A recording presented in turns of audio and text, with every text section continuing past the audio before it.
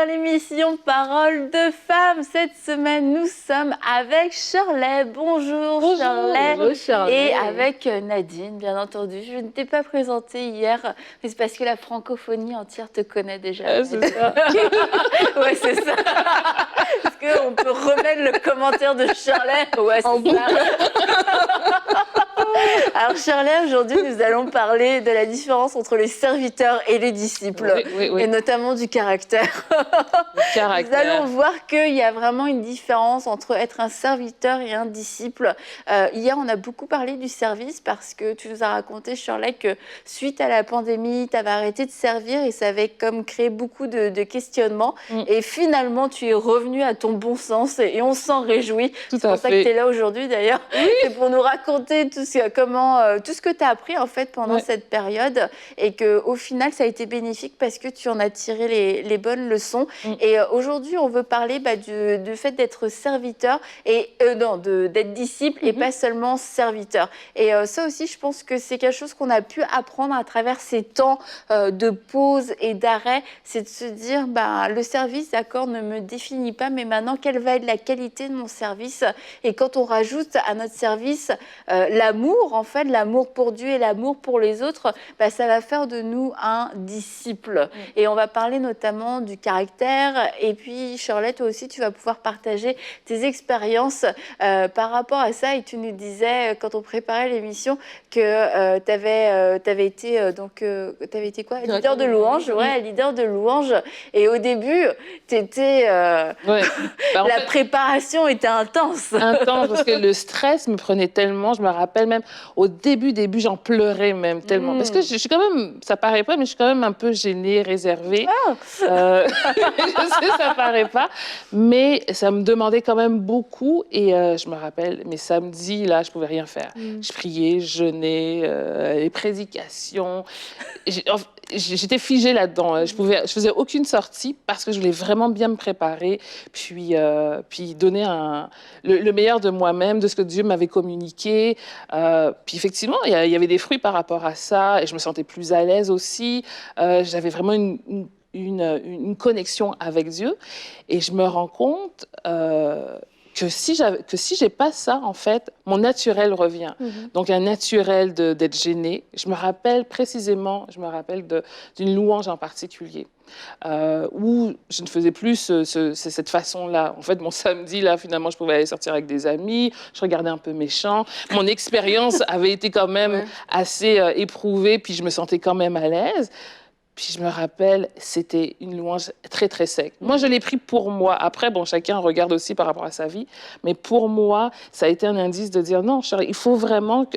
c'est à chaque louange, à chaque préparation, tu dois vraiment mettre ton cœur, avoir cette intimité avec Dieu pour vraiment donner le meilleur de toi-même, donner ce que Dieu t'a communiqué. Parce que mon naturel, c'était que j'étais gênée, j'allais sur mon expérience, même ma préparation que je pouvais avoir avec les musiciens, mon caractère. Donc là, moi, j'étais un petit peu plus cinglante parfois parce que j'étais impatiente. Donc, il a fallu que je réalise que non, on doit se renouveler par le Saint-Esprit, nous communiquer ce qu'il veut pour chacune de ces louanges. Puis, les bienfaits de ça, c'est que on voit les fruits. Puis justement, quand tu ne fais pas ça, tu vois aussi les fruits qui ne sont pas là parce que tu te rends compte que tu n'as pas pris du temps avec Dieu. Et c'est vrai que le caractère, c'est vraiment important. Pour moi, c'est pour chaque ministère, en fait, tant qu'à moi, le caractère avant le talent. Ouais. C'est vraiment ça. On va revenir sur le caractère, mais cette partie-là où d'un seul coup, tu étais à l'aise. Donc le samedi, plus la peine de prier, puis la peine de jeûner, on profite de la vie, allons-y, parce que de toute manière, ça va bien se passer. Et je pense que ça, c'est une tentation que tu n'es pas la seule à avoir vécu, Shirley, je pense. C'est une tentation qui est facile. Au début, ce que tu fais, ça te dépasse tellement. Tu as conscience que sans Dieu, tu vas pas pouvoir réussir. Et tu dépends de lui, et du coup, tu vas dans sa présence, tu cherches, tu te dis, Seigneur, si t'es pas là, ça va pas fonctionner. Puis à un moment donné, tu prends comme une espèce d'assurance. Oh, là, pas là. De toute façon, moi, je connais mon truc. Et puis, c'est bien quelquefois d'avoir cette confrontation où on se dit... ah non, mais là, ça s'est pas bien passé. Et c'est pourquoi est-ce que ça s'est pas bien passé? Parce que j'invite plus Dieu, parce que je dépends plus de Dieu. C'est juste moi avec mes propres forces. Et c'est vraiment ce qui va aussi faire la différence entre le serviteur et le disciple. Le serviteur, il est là pour accomplir un travail et puis une tâche. Puis elle est faite. Maintenant, est-ce qu'elle est faite avec le cœur? Est-ce qu'elle est faite avec une crainte, une authentique crainte de Dieu? Ça, c'est autre chose. Et même avant qu'on aille même par rapport à ça, je pense que vraiment c'est important d'insister sur ce qui vient d'être dit par rapport à qu'on continue à fonctionner de façon automatique, basée sur notre propre expérience et basée sur le fait qu'on est à l'aise, qu'on a toujours eu des résultats. Je crois que c'est un point important et c'est un point qui s'applique dans tous les domaines. La Bible a parlé de Samson, qu'à un moment donné, l'Esprit de l'Éternel s'était retiré de lui, mais Samson continuait à faire. Et je crois que ça s'applique. Oui, on parle du ministère, on parle du service aujourd'hui, mais j'ai vraiment à cœur des personnes qui écoutent. Ça n'a rien à voir. C'est peut-être pas par rapport au thème du jour, mais des épouses et des mamans qui sont en train de fonctionner d'une certaine manière et peut-être avant, alors que ce bébé était petit, alors que ce mariage était naissant, tu avais cette crainte, tu avais ce désir de chercher la sagesse divine, le conseil de Dieu par rapport à ce que tu fais et ça a fonctionné et à un moment donné, tu as cru que ça fonctionne par toi. Ton mariage fonctionne par ta beauté, tes enfants fonctionnent bien parce que toi, tu es meilleur que les autres. Mais en fait, c'est la grâce de Dieu que tu as invité dans ton foyer, en fait, qui faisait que ça fonctionne. Et aujourd'hui, c'est un peu plus difficile, mais c'est juste question de revenir au Seigneur. En fait, c'est juste question de revenir à lui et de réinviter Dieu, en fait, dans ce que tu es en train de faire, de te rendre compte que c'est la grâce de Dieu, en fait, qui te porte dans tout ce que tu fais. C'est vrai que ça n'a rien à voir avec le thème du jour, mais je sentais vraiment de... Mais c'était très bien, Nadia. C'était un moment spirituel, là. Je sentais vraiment de le dire, vraiment, si vous vous reconnaissez et que vous vivez des moments, ça a l'air plus compliqué, mais tu te dis, mais ça fonctionnait avant la saison passée, ça fonctionnait. Quelle est la différence avec la saison actuelle? Mais c'est peut-être juste toi qui dois réinviter Dieu à reprendre le contrôle, en fait, et pour toi, être disponible et être à son écoute pour la suite des choses. Mais c'est vrai, c'était très important. Et ça fonctionne dans tous les domaines de notre vie. Quand on fonctionne sur des acquis, sur notre expérience, et qu'on apprend et qu'on ne dépend plus du tout de Dieu, c'est là où on peut vraiment vivre des échecs, des déceptions. On se dit qu'est-ce qui s'est passé? Mais c'est parce qu'on a perdu cette conscience que tout est par grâce. Et d'un seul coup, on a cru que c'était nous qui étions bons, c'était nous qui avions l'onction, c'est grâce à nous que tout ça se passait bien. Mais en fait, non, c'est vraiment Dieu et c'est de revenir à lui dans tous les domaines de notre vie, que ce soit en tant que maman, en tant qu'épouse, en tant que ministre, en tant que pasteur, peu importe, en tant que chantre, parce que sinon, on s'éloigne, je crois, petit à petit aussi du modèle divin, puis on commence à construire quelque chose qui va être très humain, voire charnel, voire même diabolique, parce qu'on va commencer à avoir des stratégies humaines. On n'a plus besoin de prier pour savoir comment faire, parce qu'on a découvert un modèle, puis dans ce modèle-là, c'est nous qui le faisons un peu à notre sauce après, et aujourd'hui, on veut vraiment vous encourager, retourner auprès de Dieu et puis être prêt à casser le moule peut-être et se dire, en fait, là, ça fait tellement d'années, je pense que je me suis construit un espèce de veau d'or et j'ai besoin de revenir à Dieu qui me parle de façon claire et de réapprendre. Et ça fait peur, en fait, de réapprendre quand on sait faire quelque chose. Tu te dis, c'est pas très... Puis avec le recul, moi, je suis contente d'avoir eu ce genre de situation, parce que sinon c'est vrai qu'on peut vraiment croire que c'est nous qui faisons, qui créons, même on peut prendre une certaine gloire, ça fonctionne, c'est notre expérience, mais que quand il y a des événements comme ça qui viennent nous marquer, ou des épreuves aussi, c'est une façon pour moi, en tout cas moi ce que je me dis, c'est peut-être une façon que Dieu me demande, il essaye d'attirer mon attention, et veut pas, on va revenir, parce qu'on est tellement en dépourvu, on sait pas quoi faire, nos stratégies ne fonctionnent plus, donc tu reviens encore à Dieu, et Dieu encore là, dans cette nouvelle saison, il parle par rapport, par exemple, à ton caractère, il te donne d'autres stratégies non humaines, justement, de comment les choses peuvent se résoudre, mais tu as besoin d'avoir cette intimité avec Dieu et de comprendre, parce que ça vient travailler ta patience, ça vient... moi, je pense à une situation que j'ai vécue.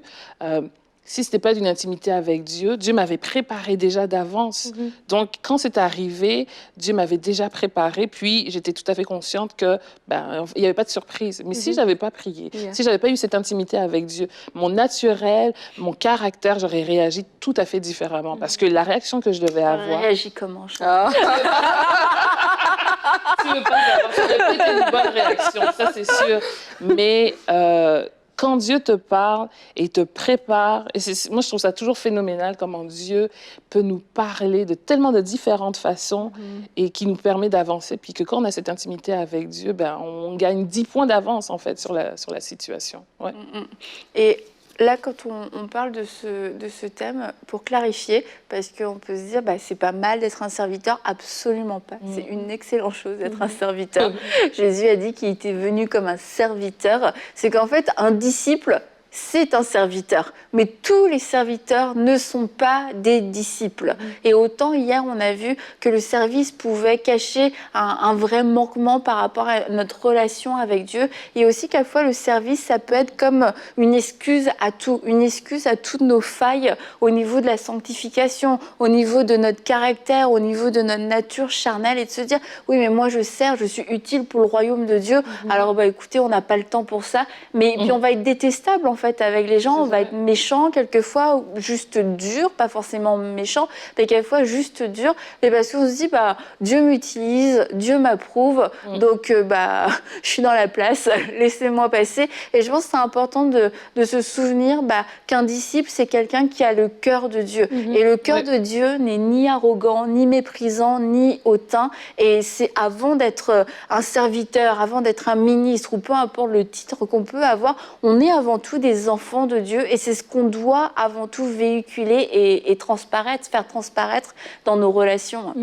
Et c'est super important, en fait, même dans le point de vue, on parle de cette semaine d'être encouragé dans notre vie chrétienne. On a parlé hier de la pandémie, de ce que ça veut pu produire comme effet dans chacun d'entre nous, dans nos vies personnelles. Et la distinction justement entre le serviteur et le disciple, mais le serviteur, c'est celui qui, pendant la pandémie, peut-être tu t'es dit, oui, j'étais à fond, mais pendant la pandémie, je me suis retiré, en fait. Mais le disciple, même malgré tout ça, je reste encore accrochée. Parce qu'il y a un plus, en fait. Ma relation ne se limite pas à mon service, mais il y a un plus. Et dans les évangiles, on va voir que Jésus, à un moment donné, va parler, et puis il va parler de manger sa chair et boire son sang. Et les gens vont être choqués. Et il y a une partie des personnes qui vont l'abandonner, qui vont arrêter, en fait, d'écouter tout ça. Et il y a un reste qui va rester. Et c'est Pierre qui va dire, à qui aurions-nous? Tu as les paroles de la vie. Et en fait, c'est ça. C'est lorsqu'on parle, c'est que nous tous, nous sommes des serviteurs, mais nous tous, en fait, devons être des disciples. Pourquoi? Parce que malgré les vents de la vie, au lieu de se retirer parce que mon service n'est plus là, parce que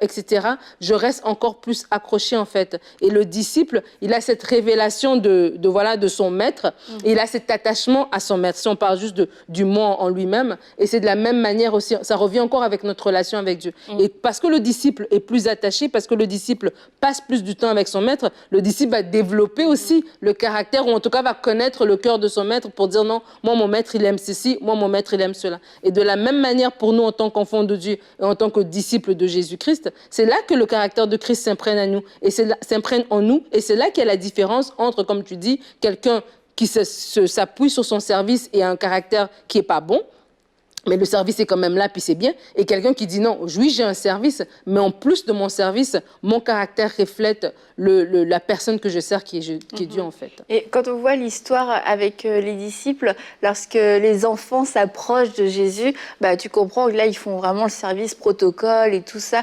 Non, les enfants, ça dérange. Et en fait, ils étaient comme des bons serviteurs, parce que pour qu'ils réagissent tout de suite comme ça, c'est que ça devait être normal, c'était la bonne chose à faire. Non, on ne va pas déranger le maître.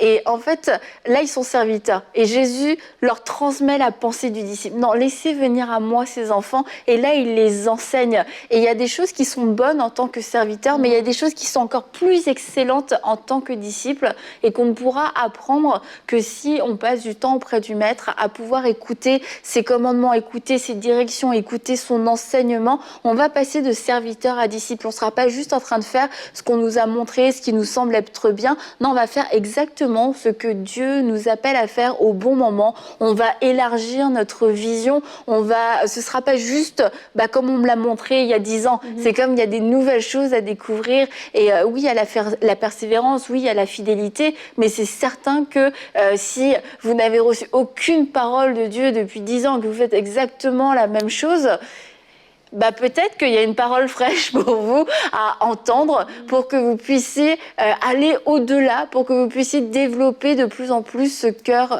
cœur de disciple. Et un autre point que la pandémie m'a montré aussi, c'est cet arrêt-là m'a permis de voir que faut faire attention à l'activisme aussi, parce que cette impression de tellement servir nous donne cette impression d'être proche de Dieu, mais c'est erroné en fait.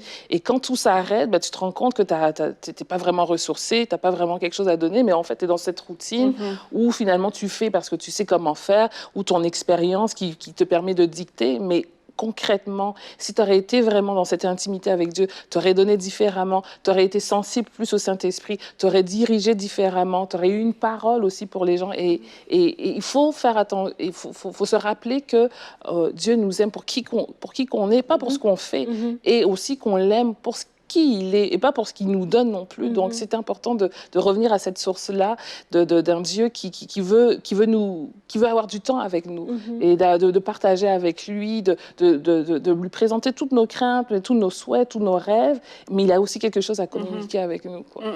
Et tu vois, encore j'en reviens aux disciples, mais parce que c'est vraiment, ça nous montre comment étaient les disciples avec Jésus. Il y avait des temps de ministère, mais il y avait ces temps de communion, ces temps où on marche ensemble, ces temps où on marche de façon... vraiment, on marche. Et ces temps où on mange ensemble, ces temps où on échange, on parle. Et oui, il y avait des temps de service, mais ce n'était pas que du service tout le temps.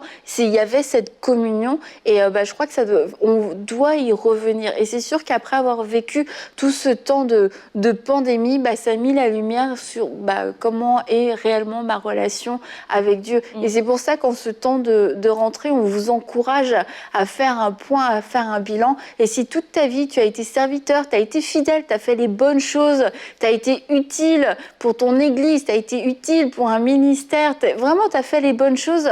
Mais aujourd'hui, je crois que c'est vraiment le temps de pouvoir aller plus loin, de ne pas te satisfaire seulement de faire, d'être utile, d'être efficace, d'avoir un don, mais de développer encore plus ta relation avec Dieu, parce que de toute façon, quand on va développer notre relation avec Dieu, notre service aussi va être d'autant plus excellent, notre service va être plus profond, va être plus pur et il va porter plus de fruits. Donc c'est à notre avantage et c'est bien sûr à l'avantage de Dieu. Et puis on a parlé aussi un peu tout à l'heure de ton mauvais caractère, Charlie. Non,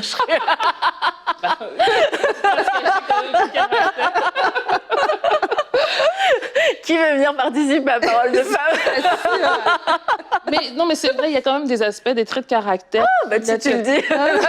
Naturellement, et c'est vrai quand même au niveau de la patience, je me rends compte que moins je prie, moins j'ai moins de patience. C'est ça, on connaît la formule. Je suis toujours agréablement surprise que quand je prends du temps avec Dieu, tu sais, c'est apparent, ça va à son rythme, mais il y a définitivement un changement. Oui, c'est ça, il y a un changement. Et comme je l'ai dit rapidement tout à l'heure, c'est que quelquefois derrière le service, on peut vraiment se cacher, surtout quand le service est efficace, pour notre caractère, nos failles dans nos caractères. Et je pense qu'au cours des dernières années, on a quand même beaucoup enseigné sur le caractère. Donc les choses se rétablissent. Mais je sais que... peut-être il y a quelques années maintenant, souvent on entendait des histoires et que souvent les ministères n'étaient pas forcément sympathiques. Et ça, je crois que c'est un déséquilibre. C'est un déséquilibre parce qu'on voit Jésus. Jésus quand il était sur terre, c'était un homme qui était doux, qui était agréable. Les foules le suivaient. Tu vois, s'il avait été détestable, il a vu des gens, il a pleuré de compassion, il a vu la foule.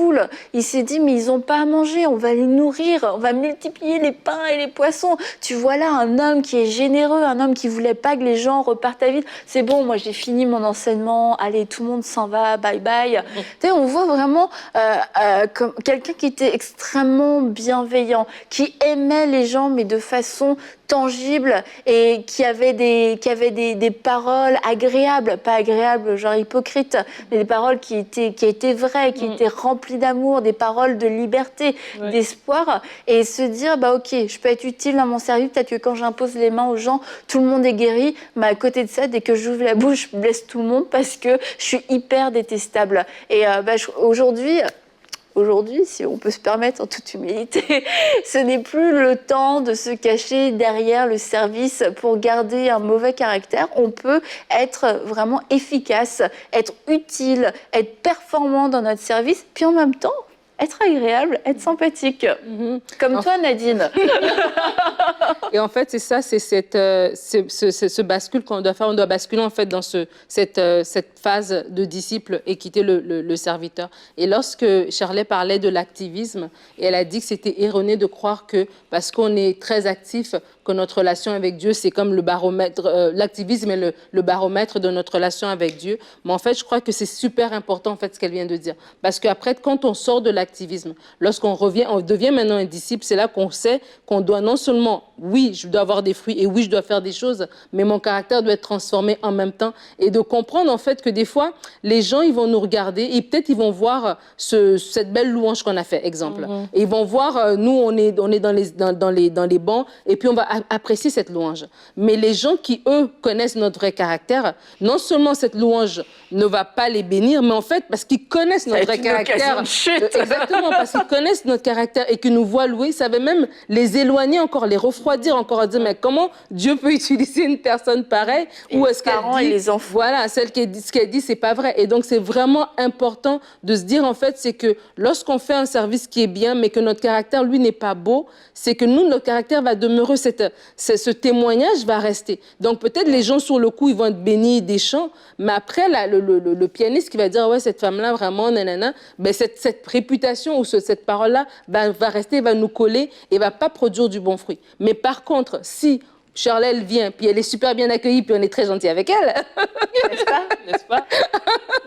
Là, tu réponds oui, absolument. Tout à fait, tout à fait. Non, c'est vraiment... Ne laisse pas paner le doute, s'il te plaît. C'est un plaisir. Mais tu vois, mais ça demeure en fait. C'est qu'au-delà de ce qui a été dit, blablabla, mais après, elle retourne, puis elle reste avec un... Ça porte plus de fruits à long terme. Donc vraiment, c'est important de le faire pour notre entourage immédiat, mais même de se dire, en fait, mon caractère va parler de Jésus beaucoup plus que ce que je peux faire, beaucoup plus que mon beau discours, beaucoup plus que mes belles paroles.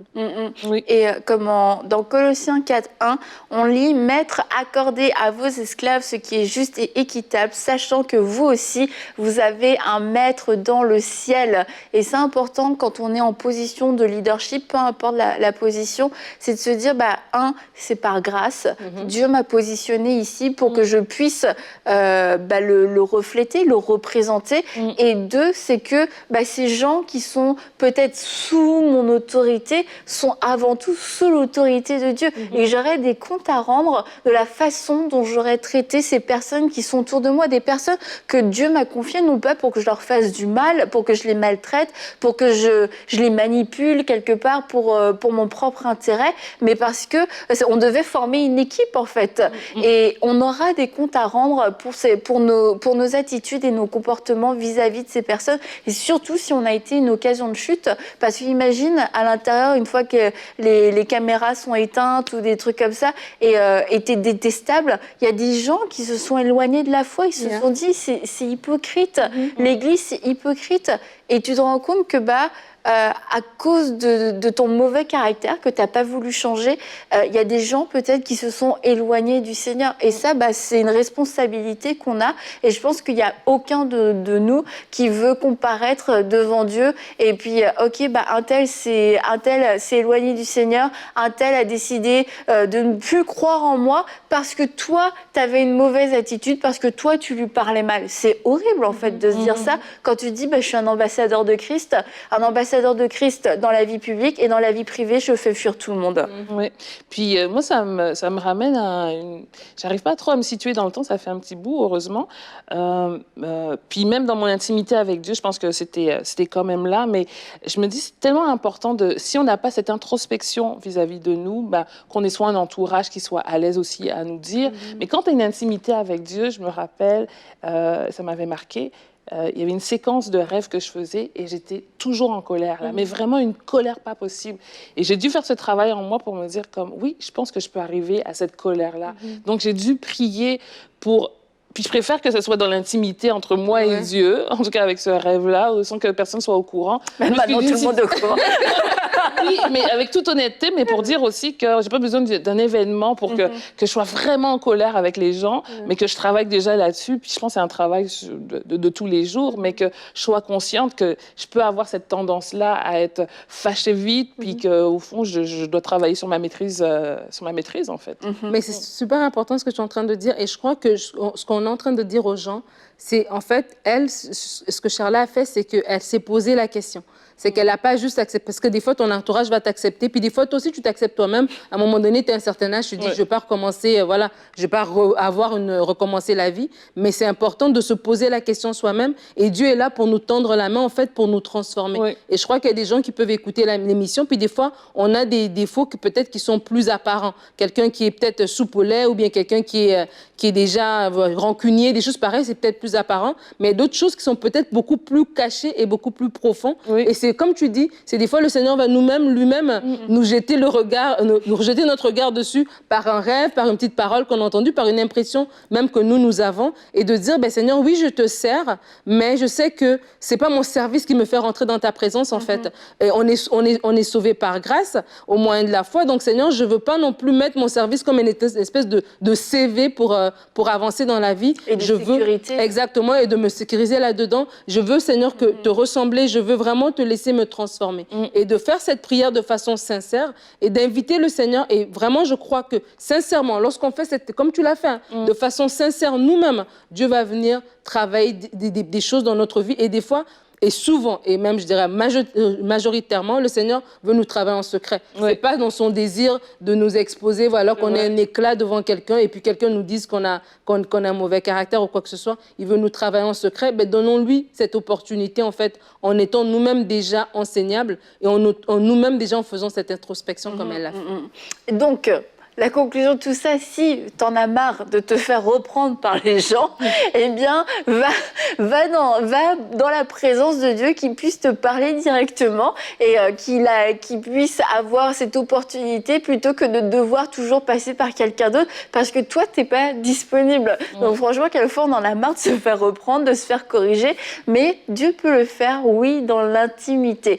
Alors, être un serviteur, c'est bien, mais être un disciple, c'est mieux. Et aujourd'hui, on vous encourage à passer ce temps avec Dieu, puis à lui dire, mais comment est-ce que je peux devenir plus un disciple? Comment est-ce que je peux plus m'approcher de toi sans prendre mon expérience, sans prendre mon CV spirituel comme ma fondation? Comment je peux redevenir dépendant de toi? Et s'il faut réapprendre certaines choses, bah, soyons comme ces petits-enfants, soyons prêts à réapprendre, soyons prêts à nous approcher de Dieu comme si c'était la première fois, comme si on avait tout à apprendre parce qu'on a encore tout à apprendre avec lui. Plus on en sait, plus on grandit avec lui et plus on se rend compte qu'en fait, on ne sait pas et on ne connaît pas et qu'on a désespérément besoin de lui. Et ça, c'est une preuve de maturité. Et le disciple est un croyant qui est mature. Et on va se retrouver demain pour une prochaine émission de Paroles de Femmes.